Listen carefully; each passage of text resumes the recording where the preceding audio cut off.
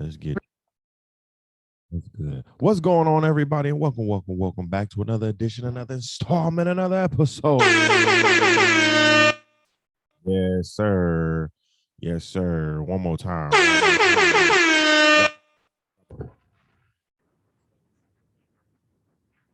Be here. What's going on, everybody? And welcome back to another edition, another installment, another episode of the DeVonta's World Podcast with your boy Ty the Pod Guy. This is episode 46, I believe, of the DeVonta's World Podcast. First of all, before we get into everything, I want to say thank you for always tuning into the podcast. Wherever you listen to podcasts, that may be Apple Podcasts, Google Podcasts, Spotify, wherever you listen to podcasts, we're everywhere. You can also listen to this, or I'm sorry, not listen. Well, listen and watch this episode on our YouTube channel, the THC Media Network. Go check that out. You can also check out some of my other podcasts that I host, the Opinionated Brother, right? BRUHTHA, all right? Because people be hitting that hard ER with the brother. It's not brother, it's brother, all right? BRUTHA. We had to get that together. So make sure you go check that podcast out, the Black Men Win podcast and the R&B and Show podcast, which you can listen to via audio because you know how YouTube be with us. So you know what I'm saying? Listen, I'll be thinking like, yo, if you're not a big celebrity or star, you're not going to be able to play music on your YouTube channel, because I see a lot of YouTube channels play music and it may not be for, maybe it may not be for as long as the actual song goes, but they do play music, and I see the favoritism within the the app and streaming world. So I get it, but it's okay. Go check us out anyway. All right. What do we have on the docket for you guys? First of all, hi guys. It's been a couple weeks since we've been together last. You feel what I'm saying? I hope everybody's having a great Black History Month. First of all, shout out to Black History Month. First of all, before we even really get into the show, we want to give just a Black History fact, because one thing about me is that I love food, right? I love food. My favorite type of food is soul food. That's just that you can equate that to me being very Black bias. You feel what I'm saying? And culture bias. Hell, the crazy thing about it, the crazy thing about me for real is that my palate is very much growing. You understand what I'm saying? However, you feel what I'm saying? Soul food will always be the food for me. So what I learned, not even, especially what I learned while we were on break, on that long hiatus. Of course, you guys know that I'm a docu buff. If you don't, I am definitely a docu buff. First of all, wow, didn't even say good morning, good evening, good afternoon to everybody that continues to listen to us from all across the world. You feel what I'm saying? Whether you're here in the United States or all across the country, we appreciate you. You feel me? First of all, I'm talking all this shit and didn't even give y'all points. You feel what I'm saying? You feel what I'm saying? We appreciate you. So, getting back into everything. No, but one of the things that I learned through watching High on the Hog, I think guys that is a great documentary to watch on Netflix. I watched that, long when it actually came out. I think it was like last year, 2020, or 2021, excuse me. But when it actually came out, you actually got the history of a lot of the Black cuisine that we as Black people have made famous. Where did it come from? How did it get started? And so going back to a lot of the diasporas in the continent of Africa, right? I think going to the southern tip of Africa, northern Africa, going to different countries within this beautiful continent that we derive from, right? And so it was amazing just to see that, but also to know really where one of my favorite foods have come from, right? Knowing that mac and cheese, macaroni and cheese. And see, here's the thing. There's a difference. Let me make this distinction now. There is a difference between mac and cheese and macaroni and cheese, okay? Mac and cheese, let me give you all this difference. Mac and cheese is what you get out that goddamn box. Now, I have no problem with the craft. It's nasty, but I have no problem with you making your craft mac and cheese. Go ahead and do it.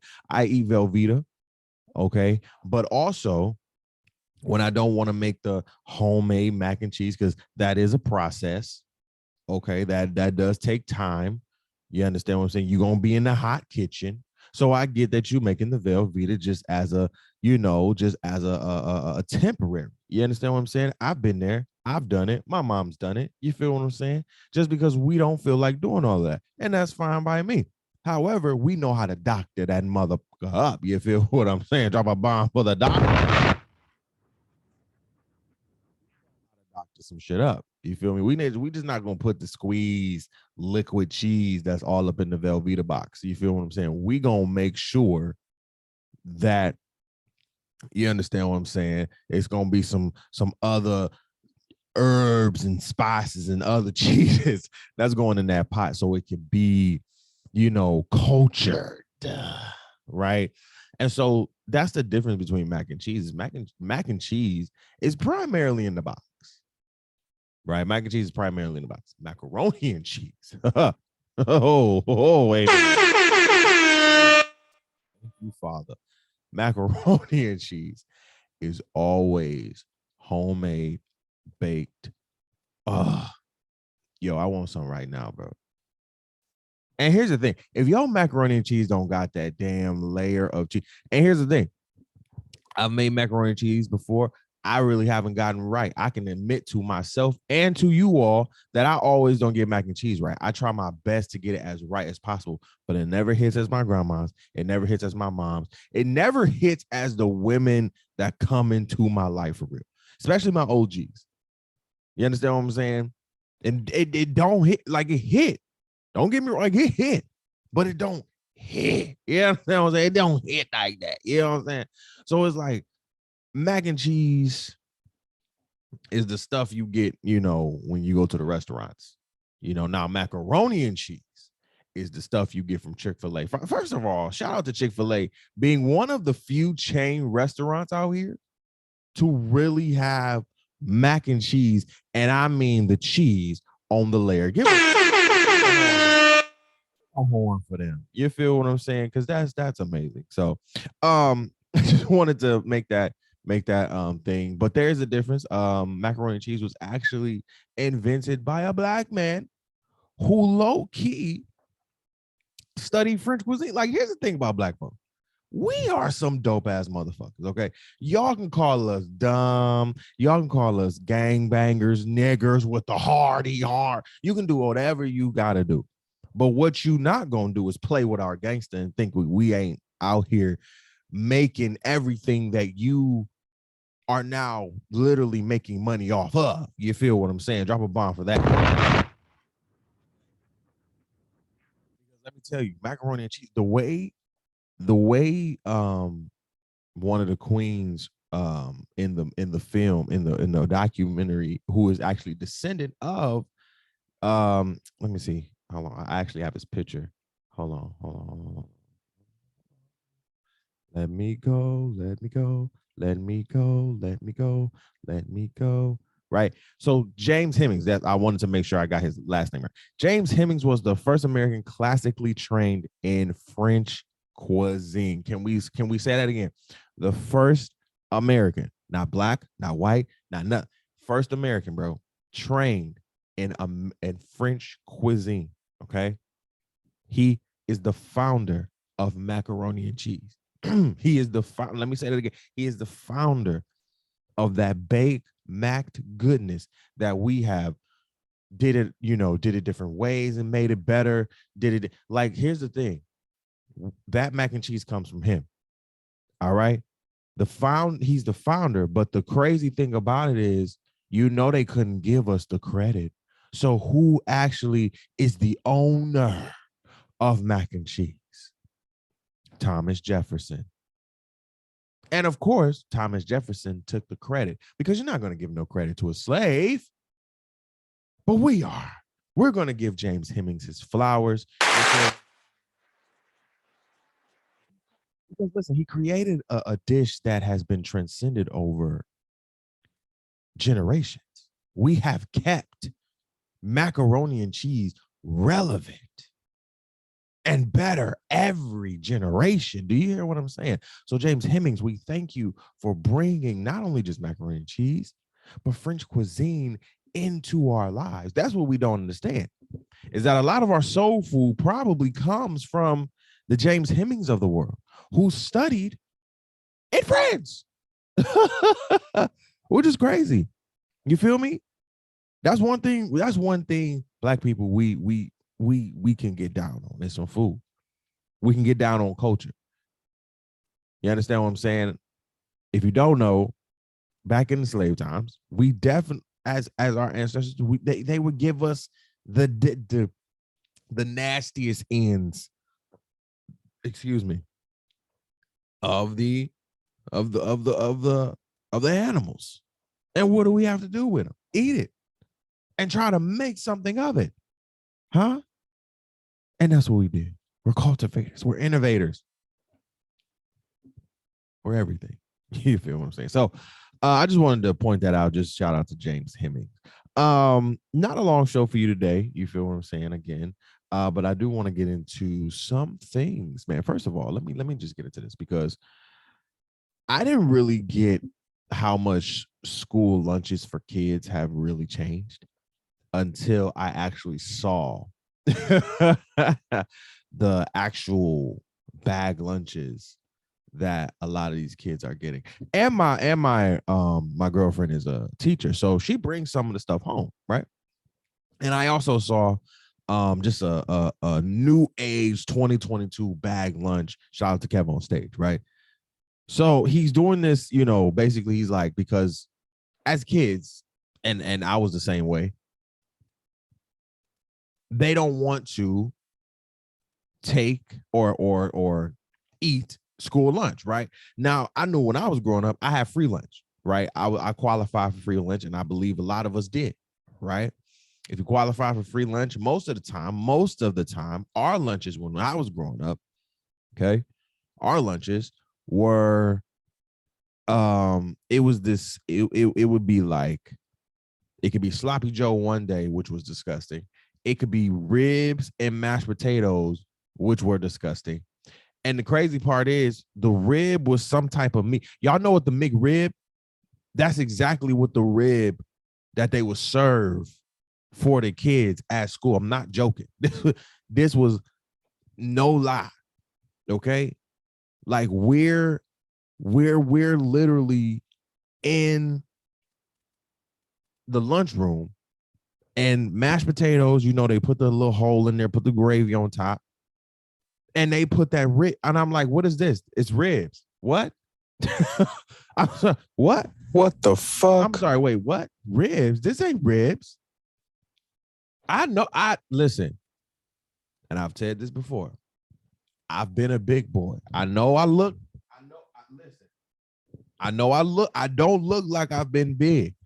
But back in the day, any of my family and friends will tell you, I was a big boy. Okay? 273 hard. Okay? I was out here in these streets. So listen, don't tell me this looks like a rib. Don't tell me this is a rib. Don't tell me this is a rib when you know my fat ass don't know this ain't no goddamn rib. You look at me with my no neck and my rolls, and you tell me to my face that this is a fucking rib. No, it ain't no goddamn rib. This was the McRib that they used for the McRib sandwich. So I was like, but what I do? Eat it with my fat ass. That's what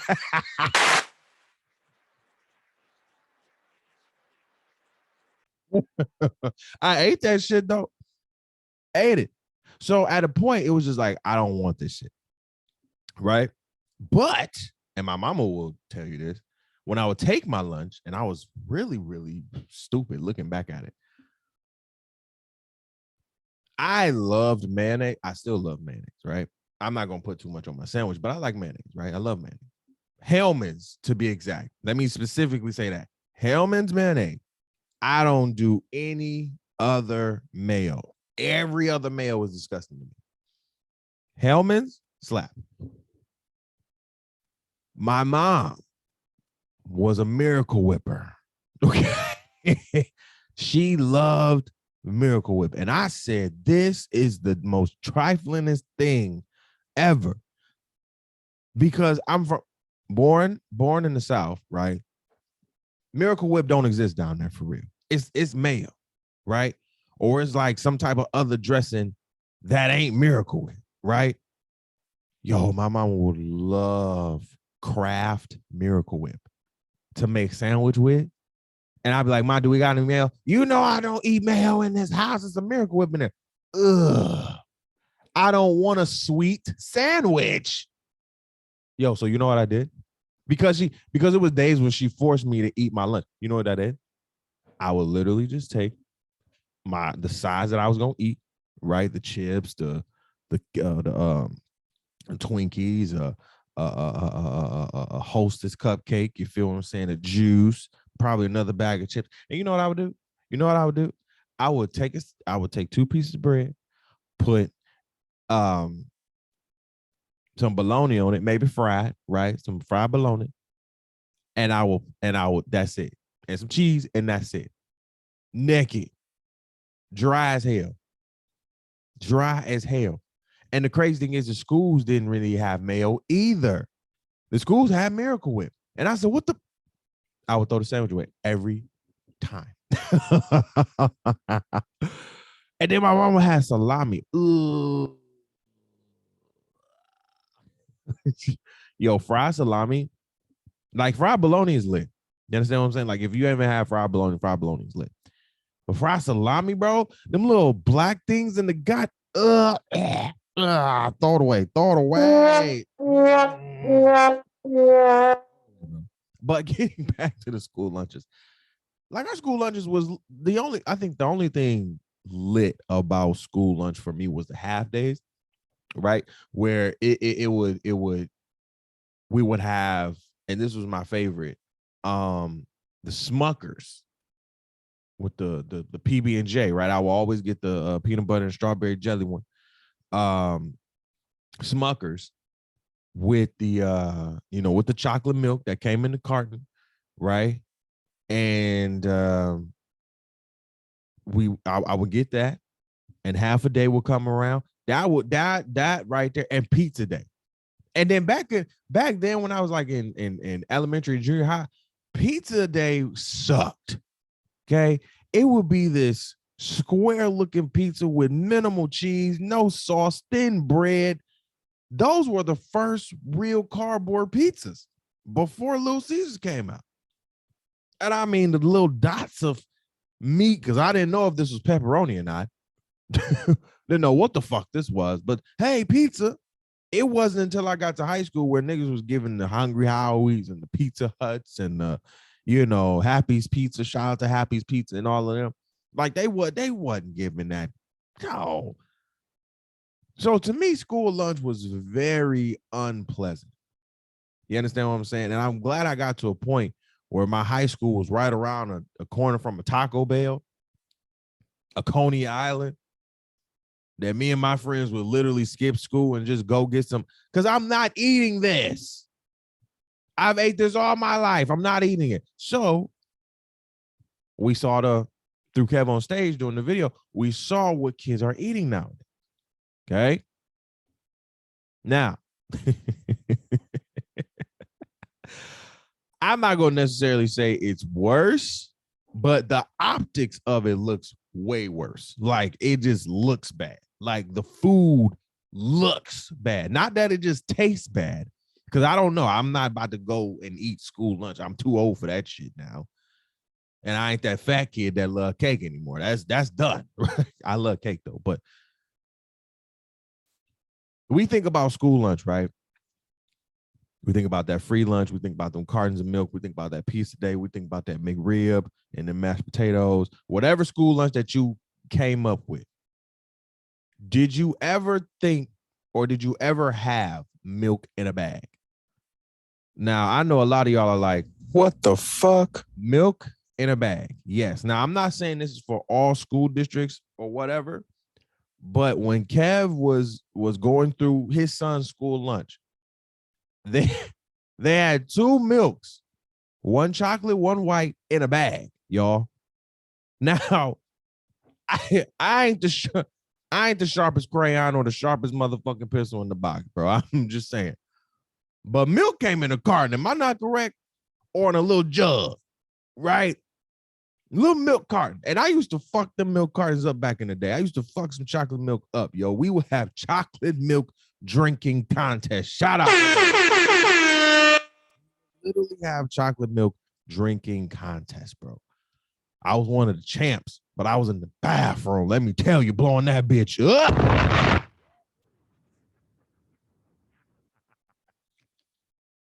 Blowing that bitch down, bro. But here's the thing. They had, like, again, white and chocolate milks in a bag, right? In a bag, people. No straw where you can poke the shit. No, nothing. In a bag. Okay. They had juicy juice in the carton where you usually put the milk. Okay. Then they had was it celery? No. Coleslaw in a bag. Excuse me. Coleslaw in the bag. Because again, we trying to teach the kids how to eat healthier, cleaner. So let's put some coleslaw in a bag. Then they had what was it? The juice, the milk in a bag, coleslaw in a bag. 3 prepackaged French toast sticks. No syrup. 3.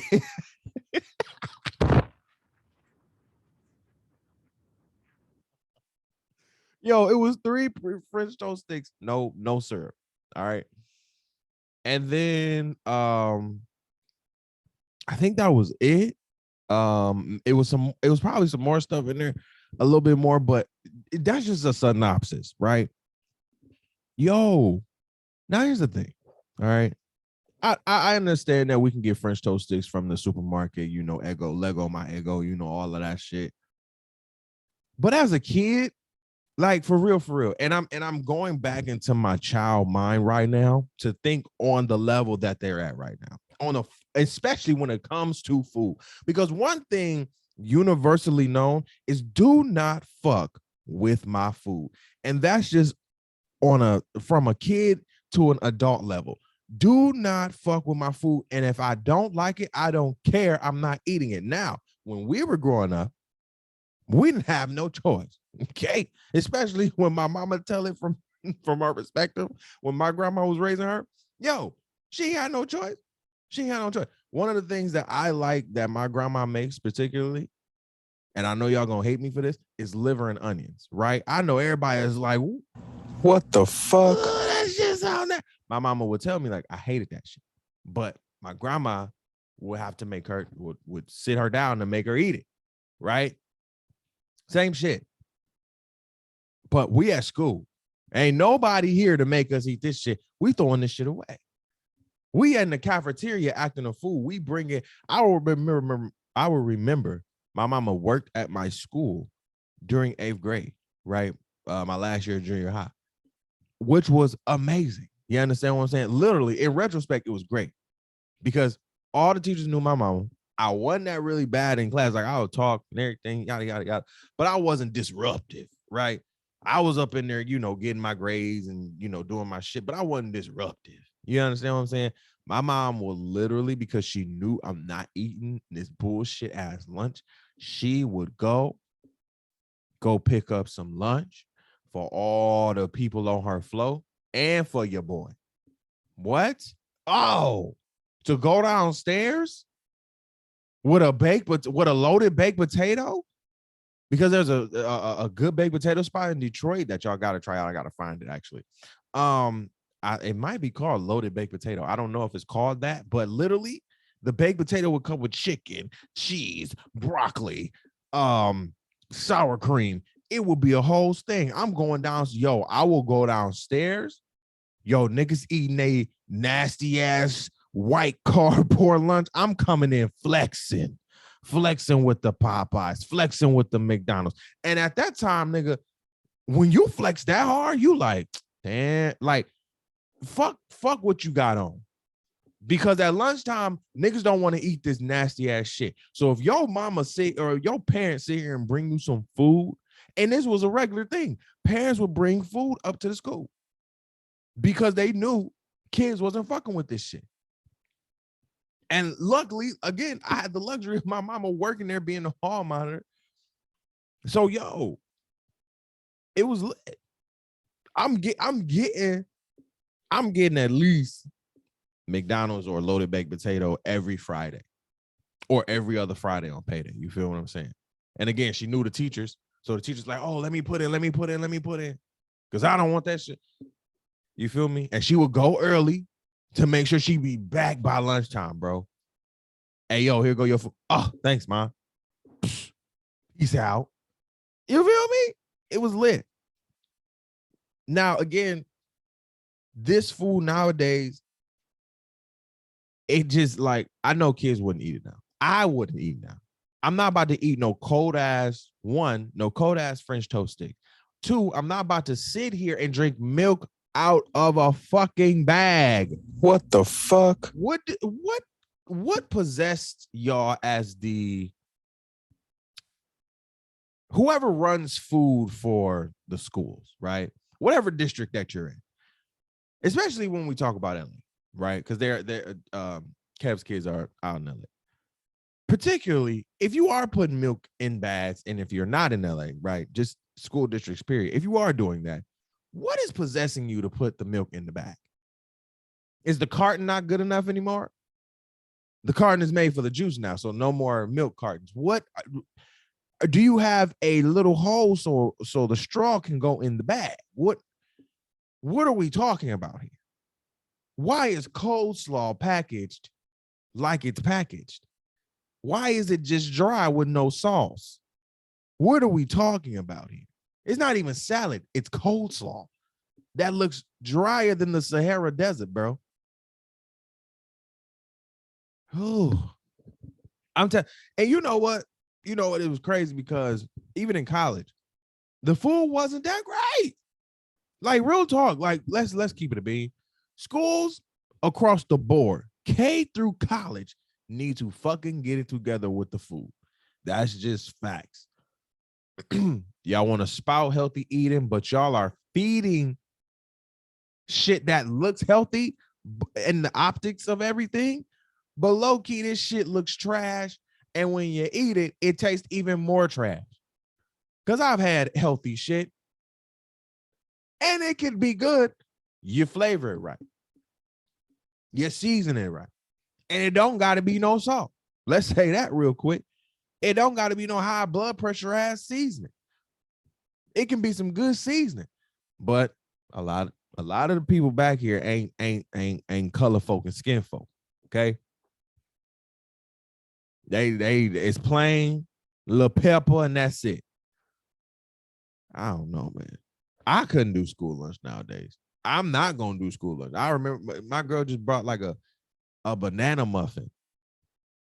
And I'm like, well, where's the nuts? Because a banana nut muffin, like, I'm like, if you gonna bring a banana muffin, where's the banana nut muffin? Like, it's just not, pause on that. But it's just like, where's the banana? Like, that's it, just banana muffin. And I mean, it was straight, but you could tell schools are trying to be a lot more healthier, right?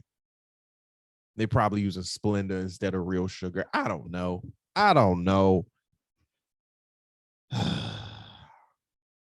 Get it together, schools.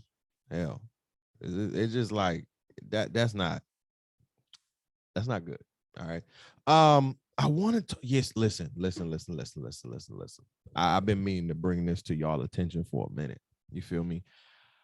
All right. So if you know, if you've been listening to the show, if you've been following my journey, you know that I've been in New York for the past, it'll be 2 years in August, right? It'll be 2 years. Okay. In those 2 years, y'all also know, if you have not known, I've been trying to find a black-owned, authentic fried chicken spot. You understand what I'm saying? In New York. I didn't think that it was going to be this hard, okay? To find one. And mind you, I've lived in 3 boroughs so far: Brooklyn, Manhattan, and I'm in the Bronx now, right? Harlem, when it became East Harlem / Manhattan, and now I'm in the Bronx now. I will be doing my due diligent research so far where I can find some good black fried chicken from, right? But it has been few and far in between. Real talk. Now, there are some out there that you would like to send me or hit me up with. I would love, please send it. I don't mind sending shits, okay? But I haven't found it. What I had to come to realization, and black people, this gonna hurt because it hurt me. New York, specifically New York's fried chicken scene, is not dominated by black folks. It ain't. It ain't. It is dominated by the Asian community. Let me tell you something. I don't fuck with Chinese food, right? That's just real shit. I don't fuck with Chinese food unless it's maybe some white rice and some white rice and some sweet and sour chicken, or maybe some crab ragoon. That's it, right? Or fried chicken wings and fries, right? Okay. Now, a lot of people would say fried chicken and fried rice. Your prerogative, right? No, because to me, fries always go with chicken wings. But I mean, I get it. You do what you do. You know what I'm saying? That's you. You feel me? Your prerogative. You like it. I love it. That's what it is. But I'm more of a chicken and fries type of dude. You understand what I'm saying? And so I've told y'all before, some of my favorite chicken, chain spots. You know what I'm saying? My favorite is Popeyes, right? That's what it is. And as a boy who grew up in a very black, urban, very black neighborhood, who learned how to fry chicken, who fries chicken very well. I very much hold fried chicken to a high degree if you do it. You understand what I'm saying? If that is one of your main dishes on your menu, I'm going to hold it to a standard of this shit better be hitting, or I'm gonna throw it back in your face. You understand what I'm saying? Like something like that, because I don't take fried chicken lightly, right? Let me tell you something. I've been to 2 Chinese spots around New York because everybody tells me, from my girlfriend to some of my friends here in New York, not all Chinese spots is good spots. And I'm like, that's true, because we know that shit back in Detroit too. Not all Chinese spots are good spots, right? So people need to send you to the right ones. And I got sent to the right one, right? And I remember going to this one on 116, Empire 3. Shout out to them. I was like, babe, all I want is some Chinese. All I want is some fried chicken wings and fries. Now she gets her shrimp and broccoli, white rice, white sauce. That's her thing, right? All right, cool, no problem. I get it. We go back to the crib. It's my first time eating fried chicken from a Chinese spot. I don't know if I told you guys this. I bite into the chicken. Sparks and confusion start to go up in my mind because it's good. And it's not only just good, it's flavorful. Okay? It's not too salty, right? You know how people be making their chicken? And this is fried chicken, people. This is not skin. This is not just skin fried chicken. You understand what I'm saying? No flour. No, they coated this. Okay? Coated this shit. All right? They had battle. This is fried chicken. You feel what I'm saying? And I bite into it. Not too salty, flavorful, juicy. I said, now wait the fuck a minute. I said, now wait the fuck a minute. Hold. What the fuck? Hold on. Everybody just pause and pump the fucking brakes. Hold up. Now, what you not gonna tell me is that my Asian brothers and sisters are cooking chicken up here better than the black folks. You're not gonna tell me. And so I was like, I'm not gonna believe it. I'm not gonna believe it. I'm not gonna believe it. So of course we move back to the Bronx, and there's a Chinese spot literally 2 doors down from us. I'm not even. Okay. It literally take me 2 seconds to walk out. I call, get the order, boom, right there. Come back, not even 5. So I'm like, we got a Chinese spot over here. We'll try them. We'll see, because the Chinese spot that we go to is out the way, right? We're on 233rd. That's on 116, right? So it's out the way. Okay. So we go to the Chinese spot. Bay's like, all right, this is a new Chinese spot, so we got to be careful. I was like, you're right. Chicken wings and fries. All right, babe, let's get it. So we order, get some chicken wings and fries. She gets actually honey wings, right? Because they have like buffalo wings, honey wings, right? And their honey so sticky, everything. Like they fry the wings and then coat it in this beautiful honey sauce. Okay. We're eating. And you know when shit is good, especially for us, when shit is good, when you ain't said a motherfucking word in about 15 minutes to each other. Literally, we prayed, we put our salt, pepper on the fries, whatever the condiments, and we started grubbing. We said nothing to each other for 15 minutes straight. I had to break the ice and be like, this shit is fine. She was like, hell yeah. Yo, so I had to come on here and be like, yo, the New York scene when it comes to fried chicken, in my mind, is being dominated by the Asian community. Now, I know down south, black people got that shit on lock. I know that for a fact. But up here, I can't say that. Not yet. Because low key, my Asian brothers and sisters have me over here like, oh shit. Have y'all had Korean fried chicken? Yo, that's a whole nother vibe. Like, yo, that's a whole nother.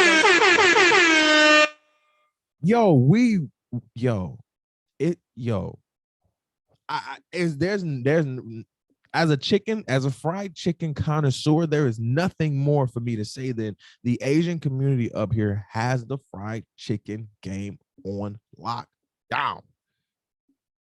When you got multitudes of black people coming up in your shit, not just asking for your regular degular, but also the chicken wings. When you're having Super Bowl parties and you're asking the Chinese spot for chicken wings, and they know, first of all, and chicken wings has to be their best seller, especially the one that's by our place, because literally they had to have a pan. They be having like 2-3 pans of chicken wings ready to either be served hot or to be ready to be dropped in the fryer. They be ready because obviously chicken wings has to be the best seller. And that means obviously it's not enough fried chicken. Black folks, what are we doing? What are we doing here in New York? What are we doing? Somebody, listen, I'm calling on all the black people here in New York City, Bronx, Brooklyn, Manhattan, Harlem, Queens. I don't know about Staten Island. Maybe Staten Island too. I'm calling all the 5 boroughs, all the black people. Y'all need to let me know ASAP where a great black-owned fried chicken, where I can get good black fried chicken, like your mama make it, your grandma make it, to put the foot in it. I need it because the Asian community is putting their foot up in this shit right now.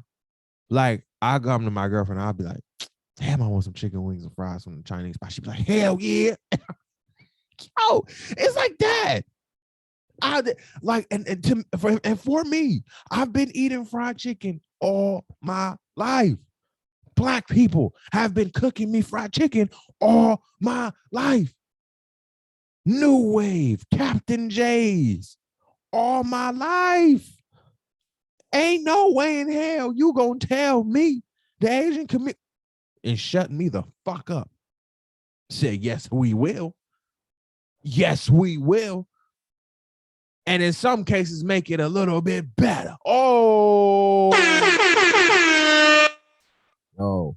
It was like, I have to put them at the upper echelon of fried chicken cuisine. Like it has to be there. They're there. They're there. So it's just like, I just had to put that out there. Asian community up here in New York City is killing the fried chicken game. Facts. And if you haven't tried any Korean fried chicken, please, I advise you to go try it. Real talk. It is a different type of vibe. Like when you go to the Chinese food store, you can get fried chicken wings, and some will be slapping. Not all, because some of them will be a little too salty. But the ones that I've had so far, they've been slapping, flavorful. Get you some Korean fried chicken though, it blew my mind. Okay. Again, you come from a culture where fried chicken is the echelon, one of the echelons of soul food. And then we got the Asian brothers and sisters coming up in here and literally doing it their own way and killing it, bro. Killing it. So I would definitely be checking out some more fried chicken from them. You feel what I'm saying? Because that shit be fire. Drop a bomb for it one more time. Oh, okay. Before we get out of here, I want to talk about, my hair. And I am not my hair. I am not my skin. No, but if you don't know, my hair journey has been over. Oh my God. I want to talk. My hair journey has been over about 2 years now. Started growing out my hair in 2020, basically, when I was still in Grand Rapids, and locked it up. I want to say last year. Like, has it been a year? Huh. Has it been a year since I really locked up my hair? Wow, it really has though. You know what I'm saying? And we're here. You feel what I'm saying? Hair looks good. Hair looks healthy. You feel me? If you're watching it right now, it looks good. I actually just washed it because what I'm about to get into is I've learned a lot about my hair. First of all, I want to give a shout out to all my Black women out there. All the Black women who have helped me on my hair journey, because I've asked a lot of questions, particularly to my girlfriend, particularly to my mom, you know what I'm saying, particularly to a lot of my friends who use hair products and everything like that. Like, I've been asking, because one thing that I've understood about my hair so far is that my hair is very, very sensitive to a lot of products, right? And so I've always asked, like, what products do you use for your hair? I've also asked Black men who have locks. You understand what I'm saying? Right? I asked my loctician what products, right? And one product that I will not fuck with at all is Shine and Jam. That comes in like the red container. It's a good product, right? Let me not I ain't gonna shit on them. It's a good product, but I think for my hair, it's broke me out twice. And when I got these done, my girlfriend was, doing the locks and everything, and retwisting it. And we use Shine and Jam. Now, usually, the last lock gel that we used was African Pride. African Pride. Whoa! African Pride lock gel worked wonders. No itching, no scratching, no padding. Cause I be beating the shit out my head. Do you hear me? Do we not do? Listen, women, low key. When you beat your head, do you feel like you getting brain damage? Real talk. All my Black sisters out there. Do y'all feel like y'all getting brain? And then my brothers who got locked too. Do you be feeling? Because I can't get in there. I got nubs. You understand what I'm saying? So I can't get in there, and I don't want to get in there. Right? I don't want to fuck up my hair. I don't want to sit here and just be scratching and shit, and then I get some scabs. I don't want to fuck up the process. Right? I've been doing great with my hair. My hair looks healthy, looks good. I don't want to scratch the shit out of my scalp and then it just be red all over and then I'm bleeding. I don't know. You know what I'm saying? Like, I don't want that. Right? We don't want that. Okay. So it's always been a thing where I had to understand how sensitive my hair was. Like, I think one of the first things I understood was which shampoo works better with my hair. And I'm and thank you again to Black women, because you guys have shown me, and just not what asking you guys, just showed me through videos and through you guys talking to, because I follow a lot of hair, I had a lot of hairstylists on Facebook and Instagram and everything like that. And that was before I even, locked my hair, just to support them. You feel what I'm saying? And so in locking my hair, I would get some tips and tricks from them, like, yo, this is what use, this is what you shouldn't use. This is what you that have their recommendations, not so recommendations. You know what I'm saying? Don't put too much product in your hair and everything like that. Like, I think that was the biggest thing for me. I didn't want too much product. And if you've seen me through my stages, listen, we done had the baby roaches locks. You feel me? I done had the twisties. I remember my sister Chantel, shout out to her. She was the actual one starting to like really twist and get my hair in that mode of getting ready to really lock it up and everything. But at that time during 2020, it was just like, let me see what happens. Right. I had the Afro samurai afro and everything like that. And once I moved to New York, I was like, oh shit, who the fuck am I going to get to do my hair? I can't do my hair. This is a lot. Who does hair? What is happening? You feel me? So it was like, shout out to Bev, because Bev was out here just killing the game. My girlfriend, she was out here killing the game, with my hair and shit. So kept my hair healthy. We didn't use products that, and it's always a trial and error run, right?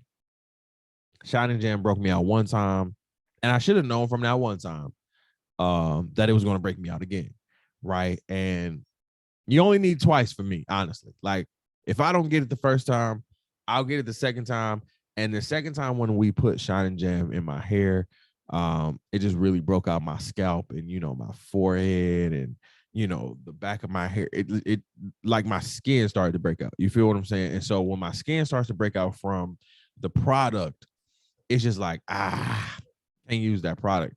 With African Pride, the lock gel never made my hair itch, never made my hair break out, never made my skin break out, excuse me, never really gave me a problem. It felt so good, really, really good. So I've learned my hair a lot, man. You know what I'm saying? Like, it really looks good. You know what I'm saying? Like, I am proud of my lock journey. I'm excited to see where it continues to go. You feel what I'm saying? Like, it's a beautiful thing to continue to see my lock journey increase. You feel what I'm saying? Like, when I went to go get locked up one time with my loctician was like, wow, your locks look great, because she's the one that locked me.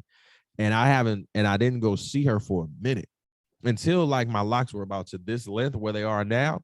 I went to go see her and she saw my locks and she was like, wow, your locks look so good. I was like, shout out to my girl, because she held it down. You feel what I'm saying? When money was tight, she held it down. When we had to save, squeeze them pennies, we had to, she held it down. So, and she was learning too, and I didn't mind. For me, I didn't mind being a test dummy in a sense, right? To let her, get her skills with locking and doing hair, better and everything. So, it's always a good thing when you're listening to your hair, because I think that's a big thing for a lot of us. We need to really listen to our hair and what it's telling us, and our bodies and what it's telling us. You feel what I'm saying? I think for me personally, I've seen what works for my hair. Design Essentials, shout out to Design Essentials, shout out to African Pride. You feel me? Because it doesn't dry my hair out. Like, my hair is not dry.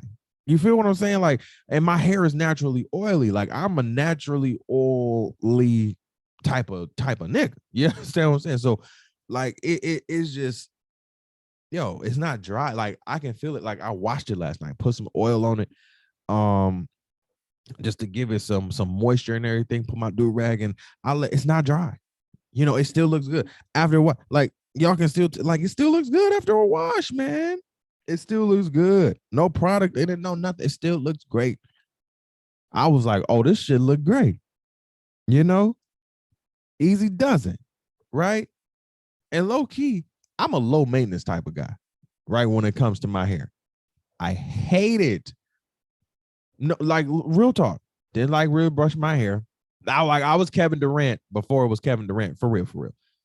But honestly, real talk, like I would brush my hair, wave check, everything like that. Like it got to a point where me and my cousins would have a competition of whose waves were better.